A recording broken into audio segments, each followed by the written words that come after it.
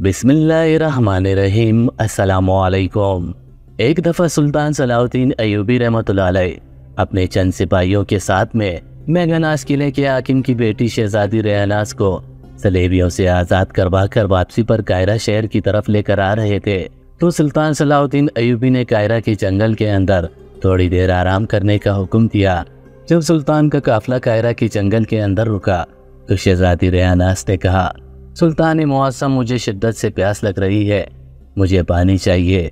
चूंकि सुल्तान सलाहुद्दीन अय्यूबी के सिपाहियों के पास एक घूंट भी पानी का नहीं था, लिहाजा ये सुनकर सिपाही परेशान हो गए कि आखिर इस सुनसान जंगल के अंदर हम शहजादी के लिए पानी कहाँ से लाए। तो इतने में सुल्तान सलाहुद्दीन अय्यूबी रहमतुल्लाह अलैह ने देखा कि एक बूढ़ा बुजुर्ग जंगल के अंदर एक बड़े से तनावर दरख्त के साये के नीचे बैठा आराम कर रहा था।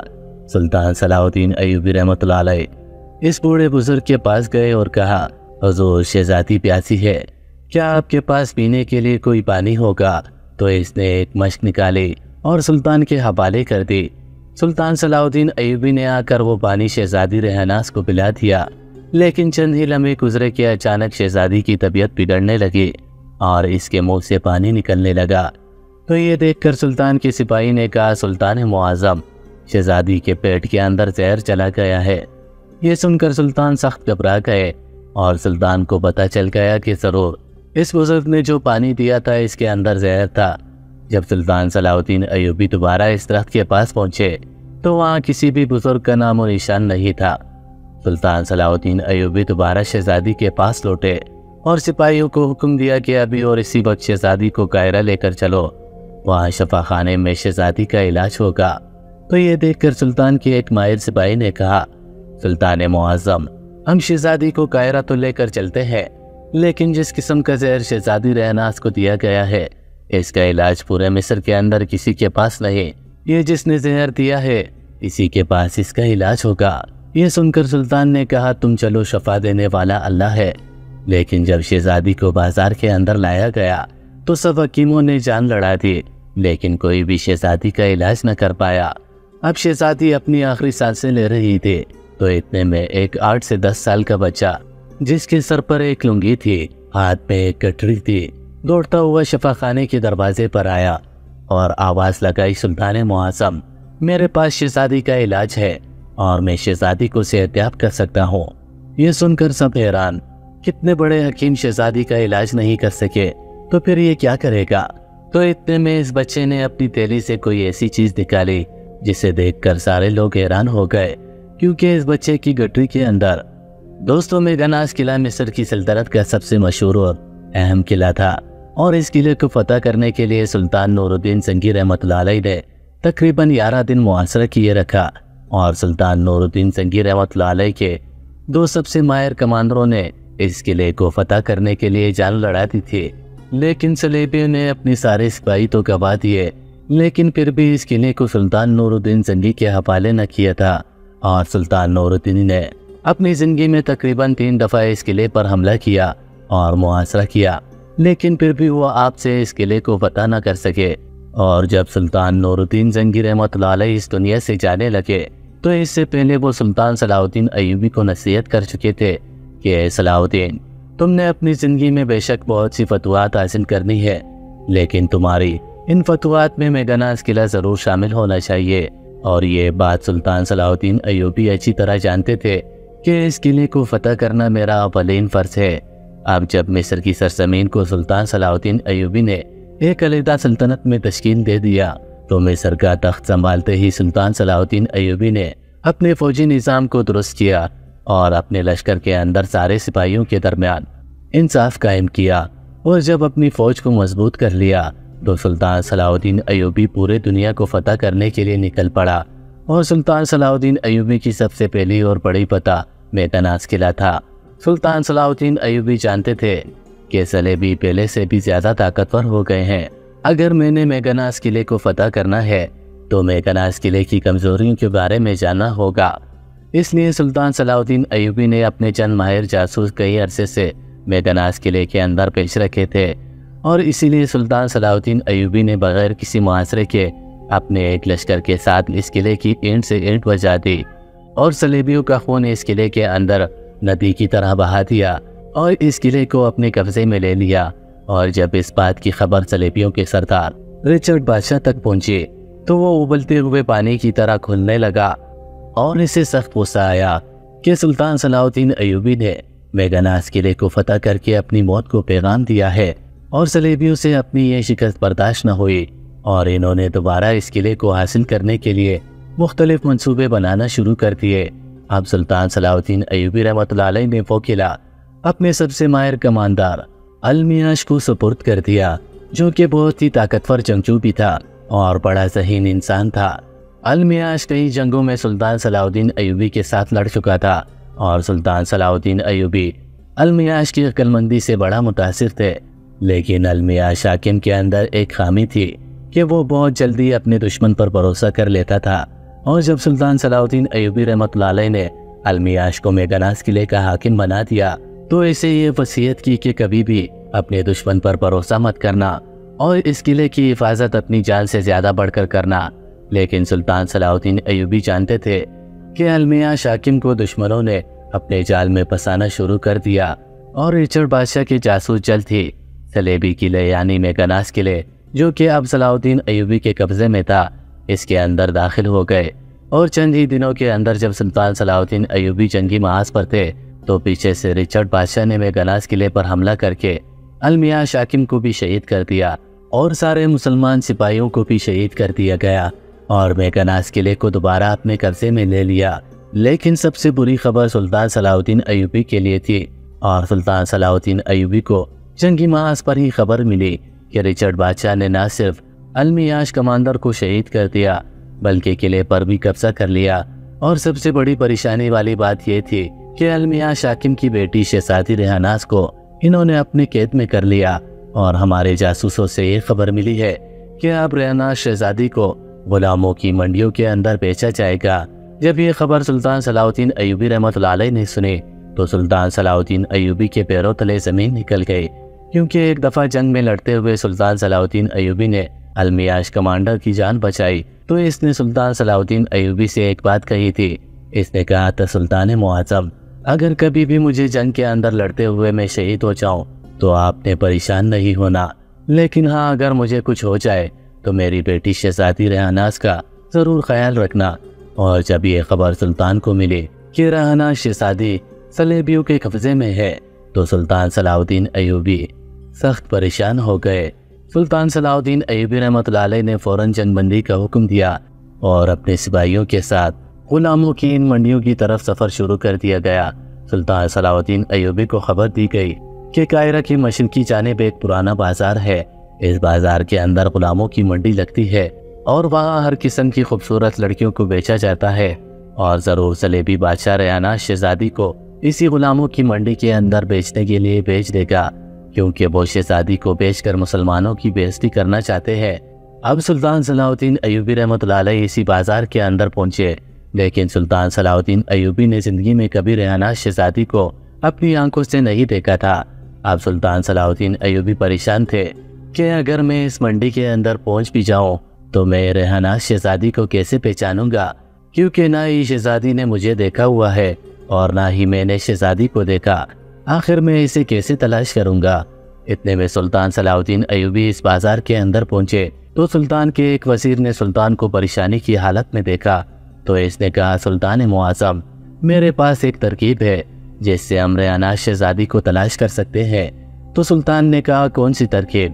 तो सुल्तान सलाउद्दीन अय्यूबी को वजीर ने बताया कि हुजूर, आप शाही अंगूठी पहनकर इन तमाम कतारों में खड़ी औरतों के सामने अपने हाथ को लहराते जाएं और इनमें से जो भी शहजादी होगी वो फौरन पहचान लेगी कि शाही अंगूठी है और आप ही सलाउद्दीन है और वो फौरन आपको मदद के लिए पुकारेगी।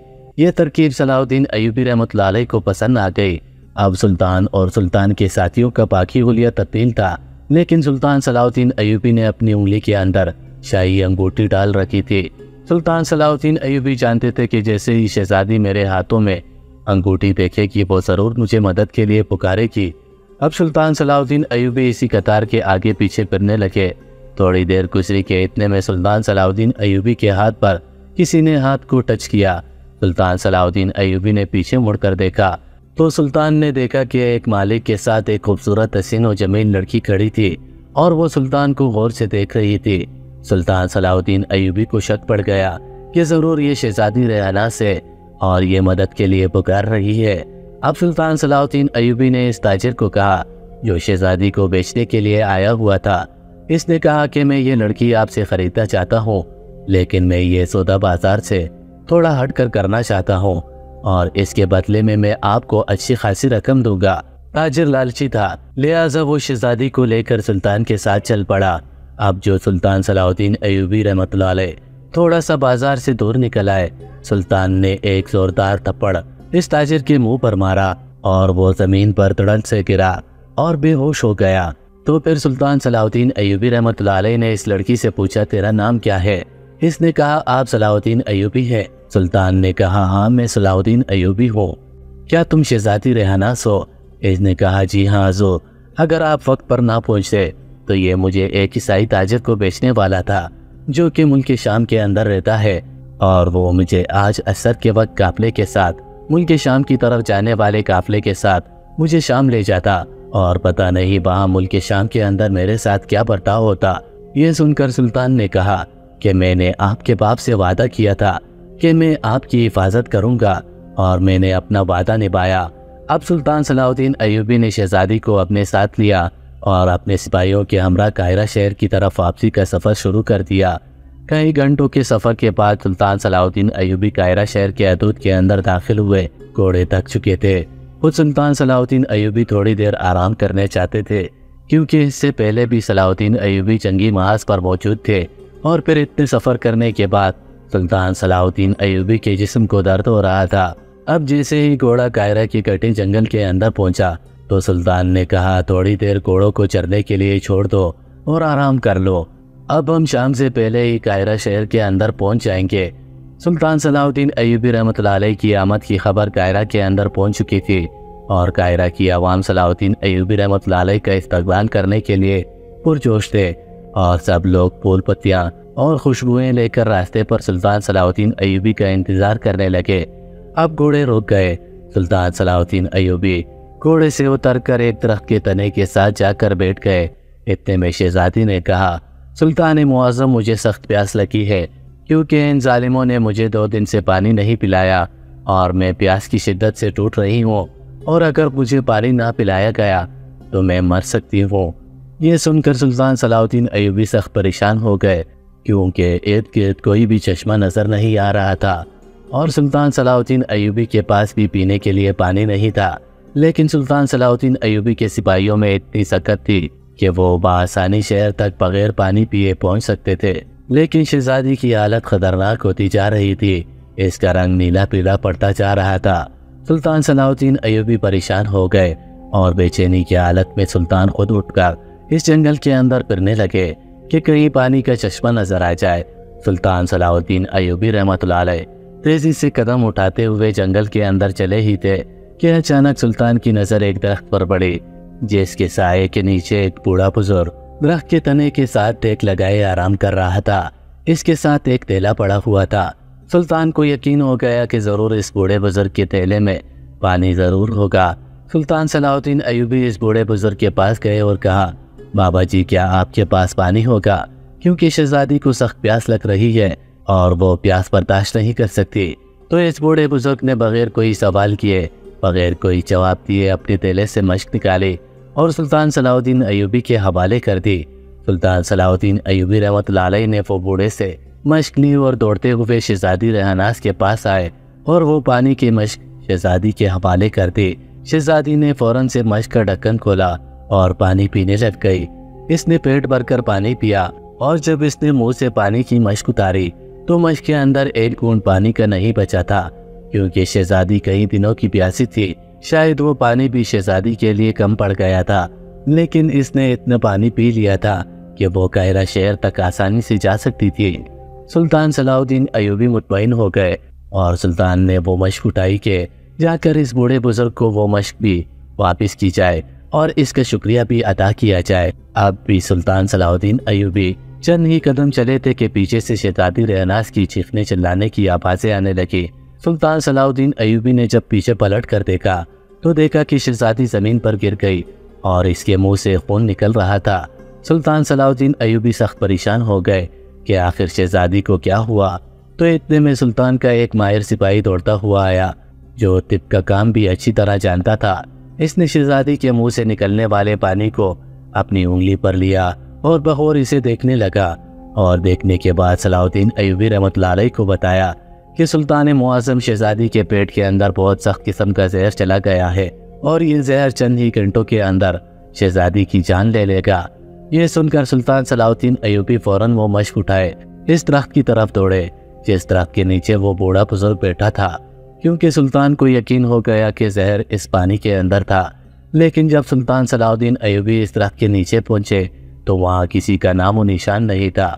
सुल्तान सलाउद्दीन अय्यूबी उल्टे कदमों दोबारा शहजादी के करीब आए और सिपाहियों को कहा कि हमें जल्द अज जल्द कायरा के अंदर पहुंचना होगा ताकि शहजादी का शफाखाने के अंदर इलाज हो सके। तो सुल्तान के माहिर सिपाही ने कहा, हुजूर हम शहजादी को जरूर कायरा की तरफ लेकर चलते हैं, लेकिन जो जहर शहजादी को दिया गया है इसका इलाज किसी भी हकीम के पास नहीं होगा। इसका इलाज सिर्फ वही आदमी कर सकता है जिसने ये खुद जहर बनाई होगी। ये सुनकर सुल्तान सलाउद्दीन अय्यूबी पहले से भी ज्यादा परेशान हो गए और सिपाहियों को कहा कि अगर शहजादी की जिंदगी बाकी है तो जरूर अल्लाह इसकी जान बख्श देगा। अब सिपाहियों ने शहजादी को उठाया और कायरा शहर के अंदर ले गए। अब कायरा शहर के लोग जो सुल्तान सलाउद्दीन अय्यूबी का इस्तकबाल करने के लिए पुरजोश थे, लेकिन घोड़ों की तेज रफ्तारी को देखकर इनको खबर मिल गई कि सुल्तान सलाउद्दीन अय्यूबी सख्त परेशानी में मुब्तला है। अब सुल्तान सलाउद्दीन अय्यूबी के घोड़े शफाखाने के दरवाजे पर रुके। अब सब लोग दौड़ते हुए शफाखाने के दरवाजे पर पहुंचे। किसी को कुछ समझ नहीं आ रहा था कि आखिर किसको क्या हुआ। थोड़ी देर के अंदर ये खबर पूरे कायरा शहर के अंदर फैल गई कि शहजादी रेहनाज को रास्ते में किसी ने जहर दे दिया। तब लोग परेशान हो गए कि जिस शहजादी को बचाने के लिए सुल्तान सलाउद्दीन अय्यूबी ने जंग रोक दी और इतना सफ़र किया, आखिर शहजादी को किसने जहर दे दिया। अब चंद ही लम्हे गुजरे, शाही हकीम शफाखाने के अंदर पहुंच गया।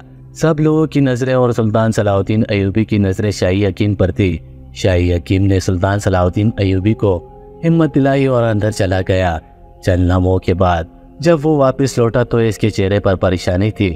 इसने सुल्तान को बताया कि सुल्तान मुआज़्ज़म मैंने ऐसी जड़ी बूटी शहजादी को खिला दी है जिससे जहर का असर आहिस्ता आहिस्ता होगा, लेकिन ख़त्म कभी नहीं होगा और ये आहिस्ता आहिस्ता शहजादी की जान ले लेगा और इसका इलाज इस पूरी सल्तनत के अंदर किसी भी हकीम के पास नहीं है।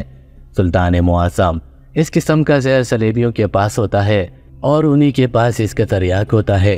ये सुनकर सुल्तान सलाउद्दीन अय्यूबी ने हुक्म दिया कि इस जंगल के अंदर जिस जगह शहजादी को पानी पिलाया गया था इस पूरे जंगल को छान मारो और अगर वो बूढ़ा बुजुर्ग नजर आ जाए तो इसको पकड़कर मेरे दरबार में लाओ। अब सुल्तान सलाउद्दीन अय्यूबी ने पूरी सल्तनत के अंदर ऐलान करवा दिया कि जो भी हकीम शहजादी का इलाज करेगा इसको मुंह मांगा इनाम दिया जाएगा। सब हकीम आए और शहजादी की जान बचाने की खातिर हर तजुर्बा करते रहे, लेकिन कोई भी दवा शहजादी पर असर न कर रहा था। इतने में सिपाहियों ने खबर दी कि सुल्तान मुआज़्ज़म हमने इस जंगल का चप्पा चप्पा छान मारा, लेकिन हमें वहाँ कोई भी बूढ़ा बुजुर्ग नजर न आया। सुल्तान सलाउद्दीन अय्यूबी सख्त परेशानी में मुब्तला थे, क्योंकि सुल्तान सलाउद्दीन अय्यूबी खुद से कह रहे थे कि मैंने अपने ही हाथों से शहजादी को जहर पिला दिया। वो बूढ़ा बुजुर्ग बड़े ही चालाकी से मुझे पानी देकर चला गया और मुझे पता न चला। मुझे उसी वक्त ही समझ लेना चाहिए था कि उस बूढ़े बुजुर्ग ने बगैर किसी तकरार के सुनसान जगह पर पानी की मश्क मेरे हवाले कर दी। हत्ता कि मुझे सोचना चाहिए था कि वो बूढ़ा बुजुर्ग अगर पानी मुझे दे रहा है तो खुद कैसे पिएगा, लेकिन शायद वो मेरे इंतज़ार में था कि कब मैं इससे पानी मांगूं और वो मुझे दे दे। अब सुल्तान सलाउद्दीन अय्यूबी अपने आप से बातें कर ही रहा था। इतने में वजीर ने सुल्तान सलाउद्दीन अय्यूबी को हिम्मत लाई और कहा, सुल्तान मुआज़्ज़म आप परेशान न हो, अगर शहजादी की जिंदगी के दिन बाकी हैं तो कोई भी इससे छीन नहीं सकता और ना ही रिचर्ड बादशाह। अब सब लोग शफाखाने के दरवाजे पर खड़े शहजादी की आखिरी सांसें गिन रहे थे, क्योंकि अब तक शहजादी पर कोई भी दवा असर नहीं कर रही थी। वक्त गुजरने लगा और सुल्तान की उम्मीदें टूट रही थी। थोड़ी देर गुजरी के इतने में सुल्तान सलाउद्दीन अय्यूबी ने देखा कि एक 10 साल का बच्चा जिसके सर पर लुंगी थी, हाथ में एक छोटा सा डंडा और दूसरे हाथ में एक गठरी थी। वो कंधे पर लटकाए भागता हुआ सुल्तान की तरफ आ रहा था और वो इतना तेजी से आ रहा था कि कोई भी इसको सिपाही पकड़ ना पाया। सुल्तान सलाउद्दीन अय्यूबी हैरानी से इसको देख रहे थे कि आखिर ये बच्चा कौन है और क्यों आ रहा है। चंद लम्हे गुजरे कि वो बच्चा सुल्तान सलाउद्दीन अय्यूबी के सामने आ खड़ा और कहा, सुल्तान मुअज़्ज़म, मैं जानता हूँ कि शहज़ादी इस वक्त अपनी ज़िंदगी की आखिरी सांसें ले रही है, लेकिन ये बात मैं आपको यकीन से कह सकता हूँ कि शहज़ादी की जान इस वक्त अल्लाह ने मेरे हाथ में रखी है। ये सुनकर सब लोग और सुल्तान सलाउद्दीन अय्यूबी हैरानी से 8 से 10 साल बच्चे को देख रहे थे। सुल्तान हैरान के जिस मरीज का इलाज सल्तनत के बड़े हकीम न कर सके, जिस शहर का इलाज बड़े बड़े हकीमों के पास नहीं है, तो आखिर ये बच्चा इतनी कम उम्र में इतना बड़ा दावा कैसे कर रहा है। इसके एतमाद को देखकर सुल्तान को यकीन हो गया कि ये बच्चा ज़रूर कुछ कर सकता है। सुल्तान सलाउद्दीन अय्यूबी ने कहा, तुम्हें एक मौका ज़रूर दिया जाता है, क्योंकि अगर वैसे भी शहज़ादी अपनी जान की आखिरी सांसें ले रही है। बच्चे ने कहा, सुल्तान मुअज़्ज़म, मैं शहज़ादी का इलाज शुरू कर रहा हूँ, लेकिन मेरी एक शर्त है। सुल्तान ने कहा, कौन सी शर्त? बच्चे ने जब अपनी शर्त बताई तो सब लोग पहले से भी ज्यादा हैरान और परेशान हो गए। इसने कहा, सुल्तान मुअज़्ज़म, मैं शहज़ादी को अकेले में इलाज करना चाहता हूँ। सुल्तान ने कहा, आखिर वजह बताओ, आखिर तुम्हारे पास ऐसा कौन सा इलाज है कि जो तुम सबके सामने नहीं कर सकते। इसने कहा, सुल्तान मुअज़्ज़म, इस वक्त शहज़ादी की जान बचाना सबसे ज्यादा कीमती है। इसके बाद मैं सब कुछ बताऊंगा कि आखिर मेरे पास शहज़ादी का इलाज कहाँ से आया और मैंने शहज़ादी का इलाज कैसे किया। सुल्तान सलाउद्दीन अय्यूबी ने हुक्म दिया कि शहज़ादी और इस बच्चे के अलावा कमरे के अंदर कोई न जाए। सुल्तान सलाउद्दीन अय्यूबी रहमतुल्लाह अलैह बाहर आ गए। चंद ही लम्हे गुजरे, सुल्तान सलाउद्दीन अय्यूबी ने देखा कि वो बच्चा मुस्कुराता हुआ दरवाजे पर खड़ा था। जब सुल्तान ने अंदर जानकर देखा तो शहज़ादी अपनी आंखें खोले बैठी हुई थी। ये देखकर सुल्तान की हैरत की इंतहा न रहे कि मौत के आगोश में जाने वाली शहज़ादी आखिर इतनी जल्दी उठ कैसे बैठी। सुल्तान ने कहा, ए बच्चे, तुमने मुझे वाकई में हैरान कर दिया। आखिर बताओ तुम कौन हो और तुम्हारे पास इसका इलाज कैसे आया। तो इस बच्चे ने कहा, सुल्तान मुअज़्ज़म, जिस वक्त आपने शहज़ादी को इस बूढ़े बुजुर्ग से पानी लेकर पिलाया तो मैंने इसी वक्त बूढ़े बुजुर्ग की बातें सुन ली थी और वो खुद से कह रहा था कि जैसे ही सुल्तान शहज़ादी को पानी पिलाएगा इसी वक्त शहज़ादी की जान चली जाएगी। लेकिन मेरे पास मौका न था कि मैं आपको इस वक्त बता सकता, लिहाजा मैंने बड़ी ही चालाकी की और फिर तेली से, इस बूढ़े बुजुर्ग की तेली से वो तरियाक निकाल लिया जो इस जहर का तोड़ था। लेकिन उसी वक्त बूढ़े बुजुर्ग को पता चल गया कि मैंने इसका तरियाक चुरा लिया है।